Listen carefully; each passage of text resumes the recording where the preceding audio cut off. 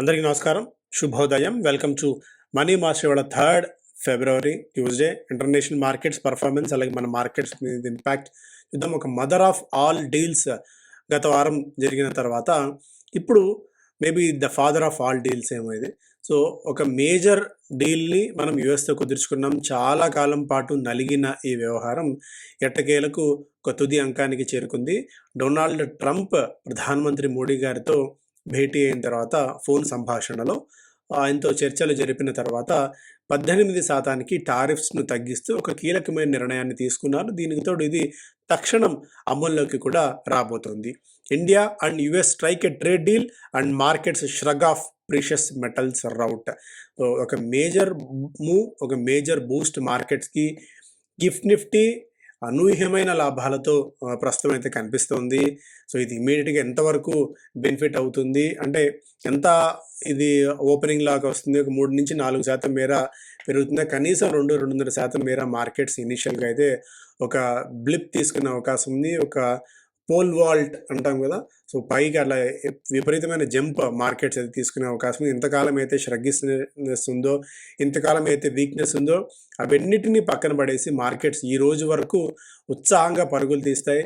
Maybe mid session తర్వాత కొద్దిగా markets వాస్తవానికి దగ్గరగా పయనించే అవకాశం ఉంది. ప్రస్తుతానికి ఇనీషియల్గా అయితే ఓపెనింగ్లో మార్కెట్స్ అత్యద్భుతమైన ర్యాలీని ప్రదర్శించవచ్చు. సో వీక్ హార్ట్స్ కొద్దిగా జాగ్రత్తగా ఉండండి. అంటే బులిష్ సైడ్ ఉన్న వాళ్ళకి నో ప్రాబ్లం, బేరిష్ సైడ్ ఉన్న వాళ్ళు మేబీ మిడ్ సెషన్ తర్వాత అప్పుడైనా అటెంప్ట్స్ చేస్తే చేయొచ్చేమో. బికాజ్ ఇప్పుడున్న మార్కెట్ కండిషన్స్ అది, ఎందుకంటే 25% నుంచి 18%కి టారిఫ్స్ అయితే తగ్గాయి. చాలా సెక్టార్స్ చాలా స్పెసిఫిక్గా దీని నుంచి బెనిఫిట్ పొందే అవకాశం ఉంది. ఎందుకంటే ఎక్స్పోర్ట్స్ ఎవరైతే చేస్తారో మన దేశం నుంచి యూఎస్కి ఎక్స్పోర్ట్స్ చేసే కంపెనీస్కి బెనిఫిట్స్ ఉంటాయి. లైక్ టెక్స్టైల్స్ ఇమీడియట్గా, సీ ఫుడ్ కంపెనీస్ ఇమీడియట్గా బెనిఫిట్ తీసుకోవచ్చు. సో గత కొద్ది కాలం నుంచి ఈ Kitex Garments, Pearl Global, KPR Mills, Bombay Dyeing, Indo Count ఇవన్నీ తీవ్రమైన ప్రెజర్స్ని గత కొద్ది కాలం నుంచి ఎదుర్కొంటూనే ఉన్నాయి. బికాస్ టారిఫ్స్ మన దగ్గర నుంచి పెంచిన తర్వాత firms with large US exposure like Welspun living కానీ, గోకల్దాస్, గోకెక్స్, ట్రైడెంట్ ఇవన్నీ కూడా ఇమ్మీడియట్గా బెనిఫిట్ తీసుకునే అవకాశం ఉంది. దీనికి తోడు జెమ్స్ అండ్ జ్యువెలరీ ఎక్స్పోర్టర్స్ విభాగంలో లైక్ గోల్డియామ్ ఇంటర్నేషనల్, వీళ్ళకు కూడా majority of the revenue US నుంచి వస్తుంది. వీళ్ళ నుంచి ఒక బెనిఫిట్ తీసుకునే అవకాశం ఉంది న్యూస్ ఆధారంగా. Sea food exporting business like Avanti Feeds కానీ, Apex Frozen Foods, Coastal Corporation ఇవన్నీ కూడా గత కొద్ది కాలం నుంచి ఈ వార్తల ఆధారంగా పైకి కిందికి ఊగిసలాట జరుగుతుంది. వీటిలో కూడా మనం బెనిఫిట్ చూడవచ్చు. ఆటో యాన్సిలరీ విభాగంలో అంటే యూఎస్ మార్కెట్స్కి ఎక్కువ ఎక్స్పోజర్ ఉన్న ఆర్కే ఫోర్జింగ్స్, నార్త్ అమెరికన్లో ఆర్డర్ బుక్ గట్టిగా ఉంది. బాలకృష్ణ ఇండస్ట్రీస్ ఒకటి అండ్ జేకే టైర్స్ ఇవన్నీ కూడా కొద్దిగా లైమ్ లైట్లో ఉండే అవకాశం ఉంది. వీటికి తోడు ఐటీ విభాగంలో TCS, Infosys, HCl tech, Wipro లాంటి కంపెనీస్ కూడా లాంగ్ రన్లో బెనిఫిట్ పొందే అవకాశం ఉంది. ఇవన్నీ కూడా స్పెసిఫిక్గా కంపెనీ ఆధారంగా.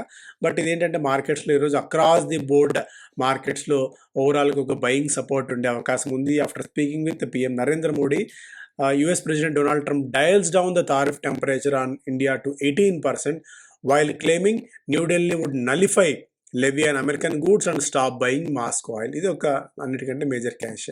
ఇక్కడ మాస్కో ఆయిల్ అంటే రష్యా నుంచి మనం ఆయిల్ని కొనుగోలు చేయడం పూర్తిగా ఆపివేయాలి. అమెరికా నుంచి దిగుమతి అయ్యే గూడ్స్ మీద లెవీస్ని కూడా తగ్గించాలి అనేది ఒక మేజర్ ఇది.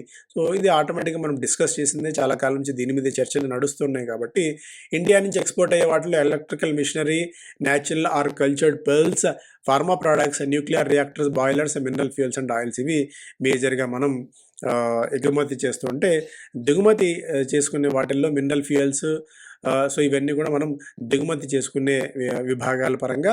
ఇంకొకటి ఏంటంటే మనకు లెవెల్ ప్లేయింగ్ ఫీల్డ్ దొరకబోతోంది. ఒక రకంగా ఏషియన్ మార్కెట్స్లో సౌత్ ఏషియన్ ఎకానమీస్తో పోలిస్తే మనం కాస్త అడ్వాంటేజ్ పొజిషన్లో ఉన్నాం. ఎందుకంటే 18% మన మీద ప్రస్తుతం టారిఫ్స్ విధించారు. బంగ్లాదేశ్కి అది 20% ఉంది, వియత్నాంకి 20% ఉంది, థాయిలాండ్కి 19% ఉంది. వీటన్నిటితో పోలిస్తే మనం ఇంకా 1%, 2% తక్కువగా ఉన్నాం. కాబట్టి టెక్స్టైల్ ఇండస్ట్రీ దీని నుంచి మరింతగా బెనిఫిట్ పొందే అవకాశం ఉంది. సో టెక్స్టైల్స్ చాలా స్ట్రాంగ్ గ్రోత్ పొటెన్షియల్ మనకు కనపరచవచ్చు. ఎందుకంటే బికాజ్ మనకున్న బిగ్గెస్ట్ కాంపిటీటర్స్ అయిన బంగ్లాదేశ్, వియత్నాం లాంటి వాటివి మనకంటే కొద్దిగా అడ్వాంటేజ్ పొజిషన్‌లో ఉన్నాం. ఇంకా బంగ్లాదేశ్ పరిస్థితి దాదాపుగా అయిపోయినప్పటికీ వియత్నాం నుంచే మనం గట్టిగా పోటీ ఎదుర్కొంటున్న తరుణంలో ఇదొక టెక్స్టైల్ ఇండస్ట్రీకి ఒక మంచి బూస్టింగ్ లాగా ఇది ఉండబోతోంది. సో, ఒక మేజర్ డీల్ మనం ఈరోజు చూసాము. నిన్న అమెరికన్ మార్కెట్స్‌లో కూడా ఒక పాజిటివిటీ 0.5% నుంచి 1% మేర లాభాలతో అమెరికన్ మార్కెట్స్ ముగిశాయి. ఆయిల్ మార్కెట్స్‌లో బ్రెంట్ కొద్దిగా తగ్గి $66 దగ్గర ఉంది. గోల్డ్‌లో మళ్ళీ నిన్న అనూహ్యమైన రికవరీ కనిపించింది. బంగారం 5% మేర, సిల్వర్ 10% మేర పెరిగింది. $74 ఆర్ $75 దగ్గర దాకా వచ్చి అక్కడి నుంచి మళ్ళీ పడుతుందేమో. ఎందుకంటే నిన్న కూడా మనం అనుకున్నాం ఆ లెవెల్స్ దగ్గరికి వస్తే మళ్ళీ అటెంప్ట్ చేయవచ్చేమో. ఎగ్జాక్ట్‌గా అక్కడి నుంచి వచ్చి మళ్ళీ రివర్స్ తీసుకుంది సిల్వర్ అయితే. సో, ఇదొక మేజర్ అప్డేట్. అండ్ క్రిప్టో కరెన్సీస్‌లో కూడా కొద్దో గొప్ప ఒక పాజిటివిటీ అయితే కనిపిస్తుంది. సో, ఇవాళ స్పెసిఫిక్ స్టాక్స్ గురించి ఎన్ని మాట్లాడుకున్నా మనకు ప్రయోజనం అయితే లేదు. ఎందుకంటే ఇక్కడ స్టాక్స్ కంటే ఓవరాల్‌గా సెంటిమెంట్ మార్కెట్స్‌ని డ్రైవ్ చేసే అవకాశం ఉంది. సెంటిమెంట్ మార్కెట్స్‌ని బాగా బూస్ట్ చేస్తుంది. బట్ అనూహ్యమైన ఈ ఓవర్ ఎగ్జూబరెన్స్ అనేది ప్రస్తుతానికైతే పనికిరాదు. ఎందుకంటే ఇనీషియల్‌గా ఇది బాగా పెరిగింది కదా! ఇక మార్కెట్స్ మళ్ళీ వెనక్కి తగ్గే అవకాశమే లేదని చెప్పి భారీ ఎత్తున జంపింగ్ అయితే అవ్వకండి. బికాజ్ మనకున్న ఈసారి వచ్చిన రిజల్ట్స్ అంత గొప్పగా లేవు. అంటే కొన్ని ఫ్యాక్టర్స్ మాట్లాడుకోవాల్సి వచ్చినప్పుడు రియాలిటీకి దగ్గరగా మనం మాట్లాడుకోవాలి. కొన్ని ఫ్యాక్టర్స్ అంత గొప్పగా లేవు. రిజల్ట్స్ అంత గొప్పగా అయితే లేవు. రూపీ క్షీణత కొనసాగుతోంది. Foreign portfolio investors net selling కొనసాగుతూనే ఉంది. ఇవన్నీ నెగెటివ్ ఫ్యాక్టర్స్‌గా అయితే ఉన్నాయి. మేబీ ఈ పాయింట్ ఆఫ్ టైంలో మేజర్ డీల్ కుదుర్చుకోవడం వల్ల రూపీ కొద్దిగా స్టెబిలైజ్ అవుతే ఫారిన్ పోర్ట్‌ఫోలియో ఇన్వెస్టర్స్ ఏమన్నా సెల్లింగ్ బ్రేక్ పడుతుందా అన్నది కూడా చూడాలి. వాళ్ళు సెల్ చేయటం కొద్దిగా ఆపేస్తే మార్కెట్స్ రికవర్ అవుతుంది. Plus at the same time rupee కూడా కొద్దిగా స్టెబిలైజ్ అయ్యే అవకాశం ఉంటుంది 90 లెవెల్స్ దగ్గర. సో, ఇవన్నీ కూడా కొద్దిగా wait and watch mode. But ఏదైనా సరే ఒక పెద్ద ఓవర్ హ్యాంగ్ నుంచి అయితే మార్కెట్స్ బయటపడ్డాయి. ఇదొక మేజర్ మూవ్‌గా ఈ పాయింట్ ఆఫ్ టైంలో మనం మాట్లాడుకోవచ్చు. చాలా పెద్ద రిలీఫ్‌గా కూడా ఇది ఉంది అని చెప్పి మనం ఈ పాయింట్ ఆఫ్ టైంలో భావించాలి. ఇంకా ఈ ఆధారంగా a companies with higher US exposure పరంగా మనం చూసినట్టయితే faster volume recovery and improved pricing power వీళ్ళకి దొరుకుతుంది. యూఎస్ ఎక్స్‌పోజర్ అధికంగా ఉన్న కంపెనీస్ జాబితా చూస్తే Indo Count industries US revenue exposure వీళ్ళకి 70%, కిటెక్స్‌కి 70%, Gokaldas Exports 67%, Pearl Global 64%, Welspun, Himatsingka Seide, Trident, Vardhman, SP Apparels, Arvind and KPR Mills వీళ్ళకి యుఎస్ ఎక్స్‌పోజర్ అధికంగా ఉంటే యుఎస్ నుంచి రెవెన్యూస్ వస్తున్న వాటిలో. సో, ఈ ఆధారంగా మనం డెసిషన్స్ తీసుకోవచ్చు.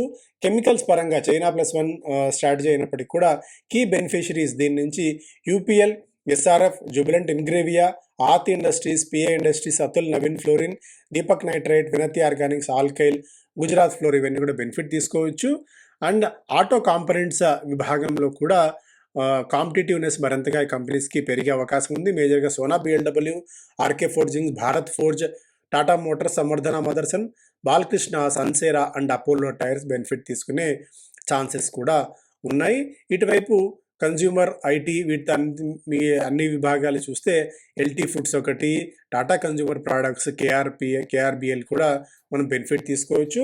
ఇంకా సీ ఫుడ్ బిజినెస్లో అపెక్స్ ఫ్రోజన్ ఫుడ్స్కి వాళ్ళ రెవెన్యూలో 63% యూఎస్ నుంచి వస్తుంది. ఆ తర్వాత followed by Waterbase, Avanti Feeds ఇవన్నీ కూడా యూఎస్ ఆధారంగా మెజారిటీ ఆఫ్ ది బిజినెస్ అక్కడి నుంచి తెచ్చుకుంటున్నాయి. కాబట్టి ఇవన్నీ కూడా ఈ స్టాక్స్కి అంతా కూడా ఒక పాజిటివ్ అయ్యే అవకాశం ఉంది. దీన్ని బట్టి మనం నిర్ణయం తీసుకోవచ్చు. ఇవన్నీ ఎన్ని చెప్పుకున్నా కూడా ప్రయోజనం అయితే లేదు. ఎందుకంటే ఇవన్నీ కూడా మార్కెట్స్ని అబోవ్ తీసుకెళ్తాయి. రిలయన్స్ ఆర్బిట్రేషన్ ఇష్యూ ఉంది ప్రభుత్వానికి దీనికి మధ్య. దాదాపు $3.4 బిలియన్ మేర ఇష్యూ అయితే ఉంది. చూడాలి ఈ మేరకు దీని ఇంపాక్ట్ ఉంటుందని చెప్పి. సో, ఈరోజు ఇవన్నీ మాట్లాడుకున్నా కూడా అన్నీ కూడా ఓవరాల్గా ఇవన్నీ తుడిచిపెట్టుకుపోయే ప్రమాదం ఉంటుంది. ఒకవేళ తుడిచిపెట్టుకుపోయే అవకాశం ఉంది because of this deal announcement నేపథ్యంలో. ఐఎన్ఆర్ బిలో $90 వచ్చే ఛాన్స్ ఉంది. ఎందుకంటే ఈ రెసిప్రోకల్ టారిఫ్స్ మనకు బెనిఫిట్ ఇచ్చే అవకాశం ఉంది నేపథ్యంలో.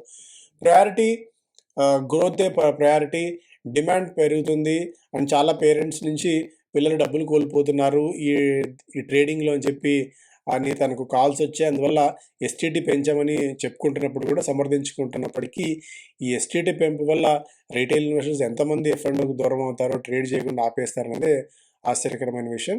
Power sector to step up spending led by power grid. నేను పవర్ గ్రిడ్లో కూడా ఒక మంచి అప్డేట్ అయితే, ఒక మంచి అప్సైడ్ ఏదైతే చూసామో. రేట్ కట్ ఉండకపోవచ్చు. బుధవారం నుంచి శుక్రవారం వరకు మానిటరీ పాలసీ భేటీ కాబోతుంది. తర్వాత ఎలాంటి డెసిషన్ ఉండకపోవచ్చు అనేది కూడా ఒక సంకేతంగా ఉంది. మీరు పాజ్ చేసుకొని చూసుకోవచ్చు ఏదైనా స్పెసిఫిక్ సెక్టార్స్ మీరు చూస్తూ ఉంటే, స్పెసిఫిక్ స్టాక్స్ ఏదన్నా మీరు ట్రేడ్ చేస్తూ ఉంటే. ఎందుకంటే ఇవేవి ఉన్నప్పటికీ కూడా ఈరోజు ఇంతమంది చెప్పుకున్నట్టు అన్నీ ఈ సునామీలో కొట్టుకుపోయే అవకాశం ఉంటుంది.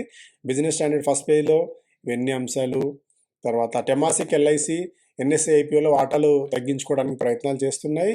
STT cloud STT high clouds trading volume growth outlook, revenue targets. దాదాపు 73,000 కోట్ల రూపాయలు ఎస్టీటీ కలెక్షన్ ద్వారా ప్రభుత్వానికి అయితే వస్తుంది. ఇది కొద్దిగా డెంట్ తీసుకోవచ్చు. సో ఇవి ప్రధానమైన వార్తలు. Thank you so much.